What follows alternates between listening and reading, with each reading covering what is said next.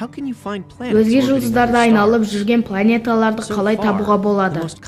Әзірге ең жиі қолданылатын әрі табысты әдіс транзит деп аталатын қашықтағы тұтылуды бақылау.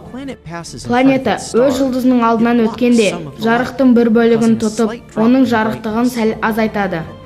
Бір жұлдызды біршама уақыт қадағалаған аса сезімтал камера бұл жайтты 2 рет немесе одан да көп көруі мүмкін. Өзгерістің ұзақтығы мен мөлшері планетаның үлкендігі мен жұлдыздан қашықтығы туралы ақпарат береді. Жарықтың көбірек азаюы үлкен планетаны білдіреді. Өзгерістің күрделі үлгісі бірнеше планетаны көрсетеді. Транзит әдісімен күн жүйемізден тыс 3000-дай планета ашылды. Аспанда кеңірек шолатын жаңа миссиялар тағы да мыңдаған планета табатын шығар.